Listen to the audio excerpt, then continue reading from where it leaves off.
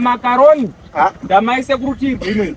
Mirai nditsana kure murumangu zviri macaroni ari side aiwa mirai mabhuruku ari pamusoro pemacaroni. Colgate netoothbrush zviri pamusoro pacho. Vese kurarisa. Vese kurarisa ndirimo. Ndaise matrousers matatu, masheti matatu. All right.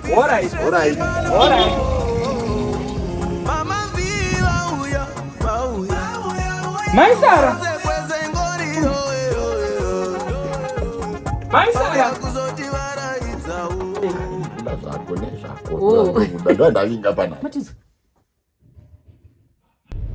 Ndiani?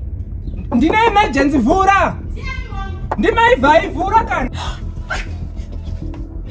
Waraiti ndinouya. Unondiurayisa namaivhai. Maiwe ndinotangira basi. Pani makundipira. Ndakuya. Usambotaura dzimafoni. Zvirongwadiniko? Ewe. Ngatipinde taure mumba. Mumba mezvi. Ngatipinde taure mumba kana. Ngatari panze. Emergency. Chichi chaitika. Ngatipinde taure mumba kana. Taura nyaya yako zvena iyi. Pane zvine zviri kuitika. Chi? Kune ndipo majono. Majono? Ndipo majono. Majono. Ndipo makondo. Unondidedza makondo sandanga taure mumba ndipo makondo mwewoni. Makondo. Awakandipa last time maya akasi fantasy. Hai fantasy chaiyo. Alright. Shuka chaiyo. Ipapo ndikuya. Alright, maivhai ndiri kuya. Kudi. Asi ndoda makondo. Chi? Uda makondo. Ndisipo.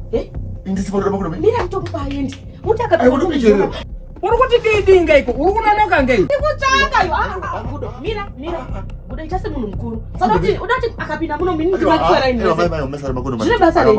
Ndipo pilo iyo to. Ndikatowa pa zvimwe zvinhu. Ayo makondo. Udati aita noise panapa. Mukadzi wangu. Iwe mukadzi wako kutoziya ke kutodzirira. Ndakuya ndamaona. Unoziya ke kudzirira mwari chengetiswa nasi awo. Nezvirwere.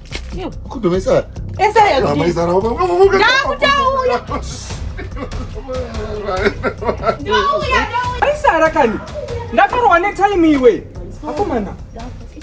Ndakutsvaka. Akomana ka. Ndiwa zvauri kudani. Fantasy. Akomana ka. Ndakupa akawanda wazviona. Goridhe chairo. Kutonga neshuga yawo mukati kudhara. Coca flavor. Wakazwa sei? Iwe, hauna ndodzota nonuhwira kudaro. Ndakavhunduka ndakuona mapundu. Ukarasa? Zvimapundu. Zvimatotted. Maisara. Asi zvemaivhai. Munhu ndokugara akagadzirira. Handiti. Munhu ngagara akanyarara. Unogara ukatenga ako. Uchasvika ndine wani unoita sei? Zvinodhura izvi ndozviwana kupi zvinonhuhwira kudai. Wakazviona zvichidhura. Zviri affordable izvi. Wanzwa? Mumashops, mumabhawa pai pese zvinhu zvazara. Ukandoda mafantasy. Ende ukangona ka green akacheti. Wotongoziva kuti ndiwo mafantasy. Green for vegetation. Auzosvikirwe ere nababa vako. Chimira ndimhani. Mishika shika umira. Tinoonana. Alright.